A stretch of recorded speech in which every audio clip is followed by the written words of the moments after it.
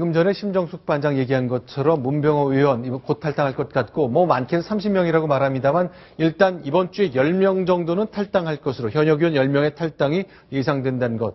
또 그리고 문재인 대표는 정작 제 중심에 섰습니다만 정치가 싫어지는 날이라면서 굉장히 감성적인 접근을 했는데요. 하나씩 남겨보겠습니다. 자, 일단 누가 먼저 탈당할까? 탈당 후보군 얘기를 좀 해봤으면 좋겠습니다. 심정숙 반장. 네. 누가 거론됩니까? 일단 조금 전에 말씀드렸던 네. 그 문병호 과거 비서실장, 대선 후보 때 비서실장이었고요. 그 다음에 네. 유성엽 전북도당위원장입니다. 네. 새정치연합 전북도당위원장인데 마찬가지로 당무감사를 거부를 해서 지금 징계에 올라와 있고요. 회부가 돼 있고. 그 다음에 황종, 이분은 전남도당위원장입니다. 네. 어떻게 보면은 호남 지역을 대표하는 지역 도당위원장 두 분이 전부 다 당무감사를 거부했다는 이유로 그렇지만 어쨌든 문재인 친노 주류 세력의 반기를 들었던 대표적인 두 인물들이거든요. 네. 이분들이 1차 탈당 그 인물로 거론이 일단 되고 있습니다. 박성원 의원, 이제 여기서 네. 잠깐 나온 건데 궁금해하실 것 같아요. 네. 이제 전남 도당위원장, 전북 네. 도당위원장인데 당무 감사를 거부했다. 네. 그래서 징계를 받게 됐다. 네. 이건 무슨 얘기입니까? 저 당무감사는 이제 그 이른바 혁신안이라고 그래서 네. 김상곤 혁신위가 내놓은 공천을 하는데 첫째 20% 정도를 현역 의원을 물갈이로 잘라버리는 이런 그 계획이 있고 그 계획을 위해서 현역 의원들의 평가를 하는 작업을 하는데 그 평가에는 기존의 의정활동 평가라든지 동료 의원의 그 평가라든지 네. 심지어 당직자가 의원을 평가하는 뭐 이런 내용까지 들어있는 평가서를 그리고 어떤 그 의원들에게 다 돌렸습니다. 그래서 이러한 평가는 지극히 주관적이고 네. 개파적이고 그리고 불공정한 이러한 그 인위적인 말하자면 물갈이를 위한 수단에 이용될 수 있기 때문에 이것은 그 친노들을 위한 말하자면 수순 밟기다. 그래서 응할 수 없다라고 하면서 아까 전남북 도당위원장들이 다 당무 그 평가서 제출을 거부했던 이런 상황이 되는 거죠. 그래서 이것을 따르지 않는다면 혁신에 거부하는 것으로 징계에 올리겠다. 지금 현재 이렇게 올라가 있는 겁니다. 자, 그렇게 대표적인 탈당 우선순위에 있는 의원들 얘기를 좀 해봤는데요. 자, 그동안 뭐 사사건건 대립각을 세웠던 주승용 최고위원인데 이렇게까지 얘기를 했는데 일단 뭐 나쁜 참모 나쁜 대표를 거론했습니다만 심정숙 반장 일단 최재성 진성준 두 의원의 실명을 딱 거론했네요. 네, 그 최근에 네. 이 문재인 안철수 두 분의 이 갈등이 불거진 와중에 문재인 대표 측 호위무사로 불렸던 그러니까 강대 강의 어떤 대치를 만들었던 문재인 대표 측 두 대표 주자를 최재성 의원하고 진성준 의원으로 비노 쪽에서는 보고 있습니다. 그래서 아예 직접 거론을 하면서 저렇게 나쁜 참모들이다 이렇게 선을 그었고요.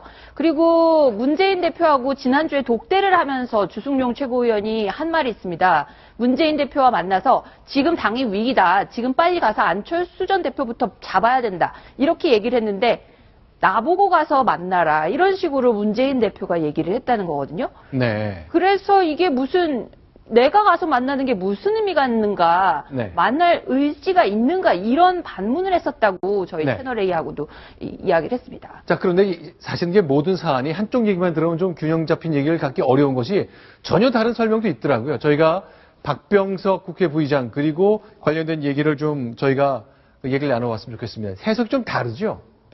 어떤 게 있습니까? 지금 그 박병석 전 부의장 같은 경우는 네. 그 어떤 이번에 문재인 대표의 뜻을 전해서 그 안철수 의원을 주저앉히려고 말하자면 가서 설득하려고 가는데 문재인 대표한테 이렇게 가자고 그랬더니 내가 안 대표를 아는데 간다고 해서 만나줄 사람이냐라고 했지만 결국은 이렇게 그 가도록 권유를 해서 결국은 일단은 출발해야 된다라고 권유를 했고 그 문재인 대표가 계속 어떤 기다리도록 이렇게 해서 하다가 두 사람을 악수라도 시키는 이런 형태로 해서 나름대로 문재인 대표는 그 성의를 보이고 손을 잡으려고 했다 이런 소개를 하고 있는 거죠. 자, 그러니까 자 이제 박병석 의원이 상계동에 있는 안철수 의원 집에 갔습니다. 근데 이제 전화를 한 거죠. 빨리 와라. 네. 지금 상황이 급박하니까. 근데 내가 안 대표 아는데 간다고 만나주겠냐? 그랬더니 일단 출발부터 하시라. 설득은 내가 하겠다. 라고 이제 계속 이제 요청을 했던 거죠. 근데 결국 어제 밤 상황이 됐습니다. 저희가 이제 새벽 1시 더 넘어서인가요? 1시쯤 문재인 대표가 그 상계동 안철수 지금 나가고 있는 화면은 문재인 대표가 가기 한 두어 시간 전에 한 네. 12시가 다 돼가지고 중진 의원들, 박병석 그 의원과 옆에 노웅래 의원, 그 원혜영 의원 이런 분들이 가서 안철수 대표 자택에 들어가가지고 계속 한참 설득을 했습니다. 그래서 네. 그 뭐 여러 가지 이제 뭐 그 뭐랄까 탈당은 안 된다 이런 최후의 얘기들을 했겠죠. 그러고 나서 그 박병석 의장이 전화를 문재인 대표에게 해서 아까 말씀하신 것처럼 지금 우리가 대충 얘기하고 있으니까 오시는 동안에 설득해 놓을 테니까 일단 오시라 해서 지금 그 나오는 화면은 상계동 자택에 들어갔다가 40분 동안 그 초인종 누르고서는 밖에서 기다리셨다는 거 아닙니까? 네. 압수하기까지. 그러고 나서 문전박대를 당하고 지금은 다시 집으로 돌아가는 네. 그런 장면이 되겠습니다. 자, 문재인 대표가 그동안 얘기를 했는데, 아니, 우리를 늘 비판할 때 친노 패권주의 하는데, 도대체 실체를 제시해봐라. 근거를 대라 그랬는데, 좀, 이참에 좀 질문을 드려야 될 것 같아요. 자, 박성훈 의원. 네. 친노 패권주의, 또 네. 김태현 변호사도 좀 말을 얹어 주십시오. 정말 이런 게 친노 패권주의 근거고, 이래서 문재인 대표가 비판을 받는 거다. 뭐가 있어요? 그러니까 대표적으로 한명숙 전 총리에 대한 게 있을 네. 수 있는데요. 한명숙 총리는 친노 중에서도 어떻게 보면 문재인 대표보다 서열상 위에 있는 사람입니다. 그렇지 네. 않습니까? 근데 한명숙 전 총리가 어찌됐든 간에 어떤 부패 혐의로 대법원에서 유죄 확정 판결을 받았습니다. 네. 당시 대법원 판결을 보시면 전원 배치해서 전원이 전부 다 한명숙 총리가 유죄다라고 얘기를 했거든요. 그 부분에 대해서 그 문재인 대표는 끝까지 야 이건 정치적인 판결이다. 우리 한명숙 대표 문제 없다. 재심까지 청구하겠다. 추징금 우리가 모아서 내줄게. 이런 얘기를 했습니다. 네. 물론 지금 안철수 대표 혁신안을 받아야 되니 자 그러면 당원권이 정지되는 거 아니냐. 자, 한명숙 총리 이거 우리 좀 나가주세요. 이렇게 얘기는 했지만 한명숙 총리를 끝까지 감싸는 모습 과연 만약에 박지원 의원이 지금 고법에서 유죄가 나왔는데 대법원에서 유죄 확정 판결 받았을 때도 문재인 대표가 그럴 것인가.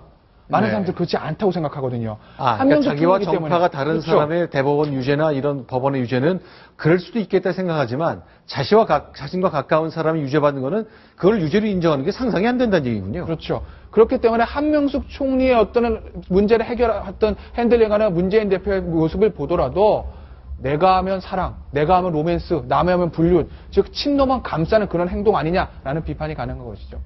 또 실제로 보면 무엇보다 이제 공천이잖아요. 공천에서 지난 4.29 재보선에서 서울 관악을에 네. 정태호 후보, 누가 봐도 확실한 친노 후보를 반드시 공천을 하겠다는 의지가 네. 결국은 그 여론조사 그 논란까지 일으켜가면서 네. 그 거기서 기존에 그 현역 의원을 지냈던 분이 떨어지고 이런 과정에서 역시 그 확실하게 자기 개파는 끝까지 공천에서 챙긴다.